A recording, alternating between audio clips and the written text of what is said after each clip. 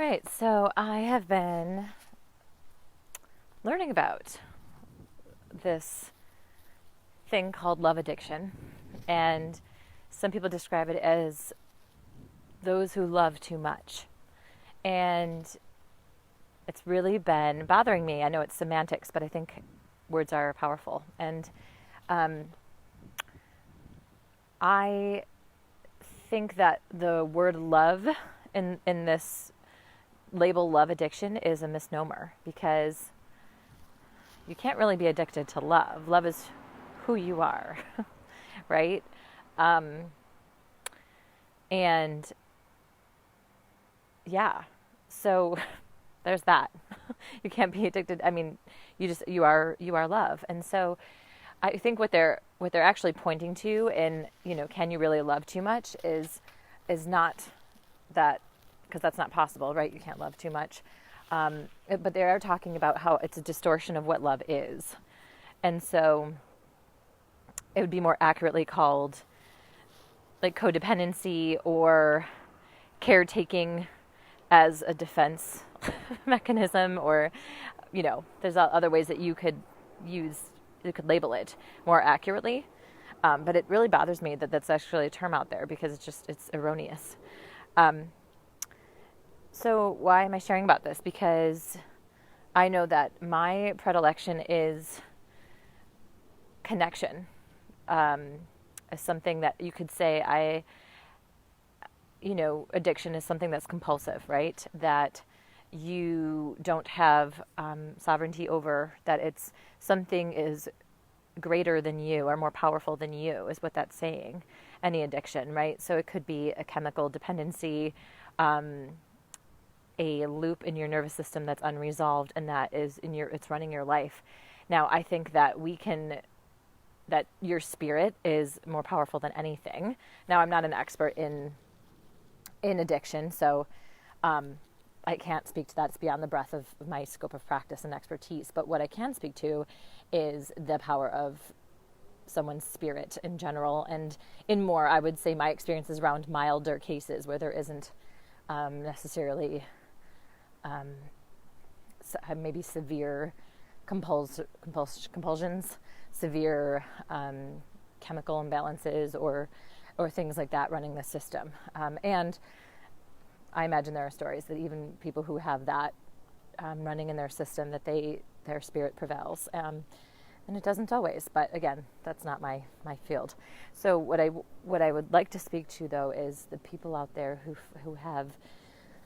who I guess would say consider themselves being someone with a anxious attachment strategy. And so this is for those who are familiar with that means. So if you're not really familiar with that, then this video isn't for you.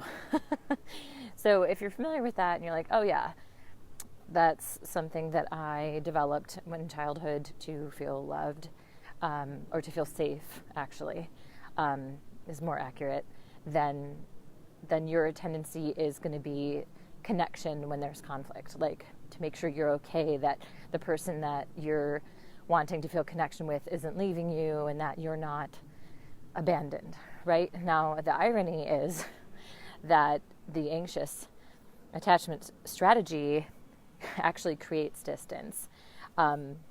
In the clutching for connection, distance occurs because you're operating from something that's not true. And so what I mean by that is that you actually don't need the other person to make sure that you're safe. You create safety in your own being, right? And that is actually love, right? So people call it self-love, right? It's knowing that you have everything that you need within you. And, humans need connection as well. But when you're reaching out for someone to fill the gap that you're unwilling to fill yourself, to give you the safety that you're unwilling to give yourself. Now, I say unwilling, and I also recognize that some people don't know how to create safety in their system. So this is also, it's something you need to learn and to heal and to rewire in your body. So I'm speaking to people who already have been through that process of healing and learning how to create safety in their own system. And so, but it can be still a habit, even if you know how to create safety in your own system, to want someone else to do it for you, right?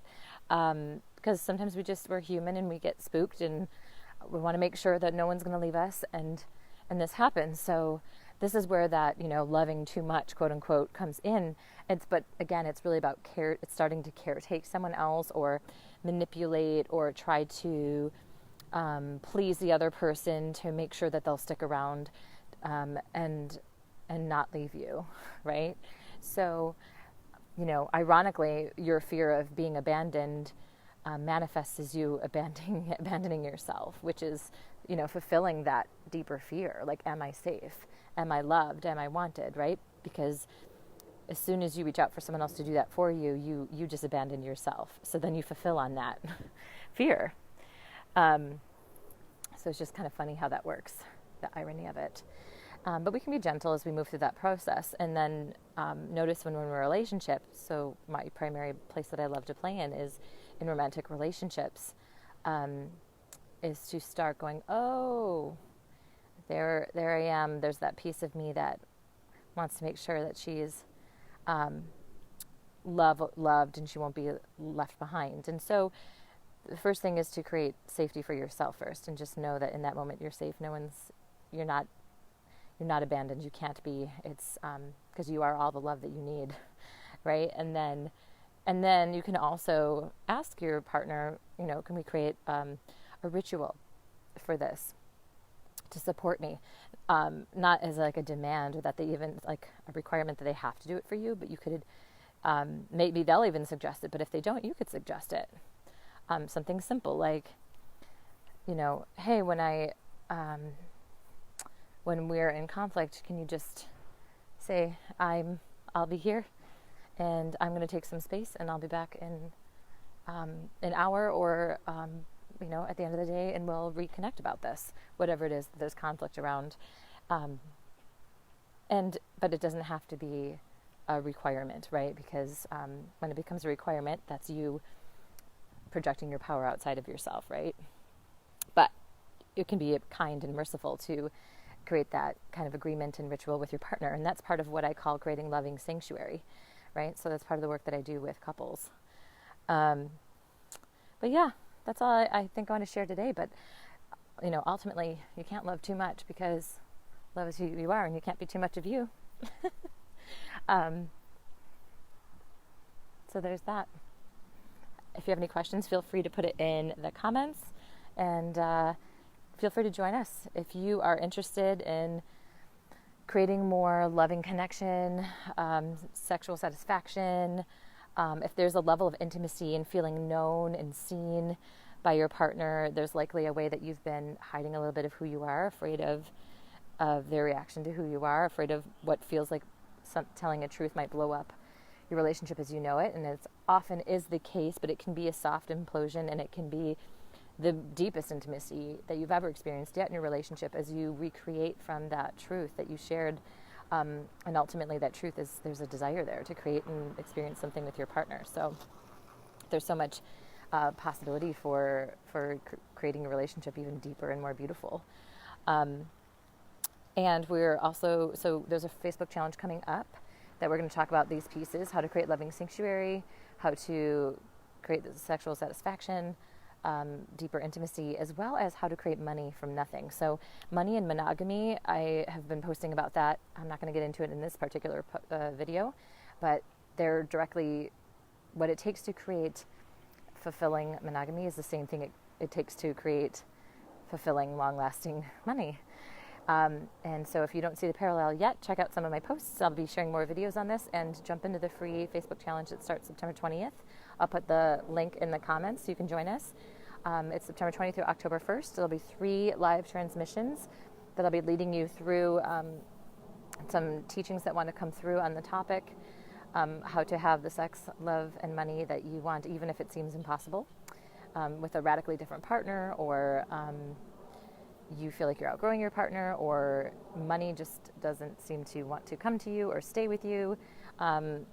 We're going to get into that. So with those 3 transmissions, we're going to have some epic prizes. There's going to be a prize raffle that I'll be giving away some really beautiful prizes if you are participating in the Facebook challenge. And I feel like I'm missing something. Oh, yeah, we're going to be doing some rituals and some ceremony. So that is our connection to our own magic and our connection to the land and to spirit. So this is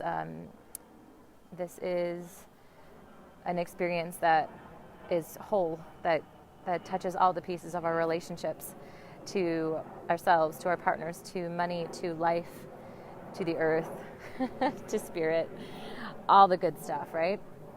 Because it's what we're in a relationship in every moment with, right? And so I'll meet you there in that beautiful space, and I'd love to have you. So see you there.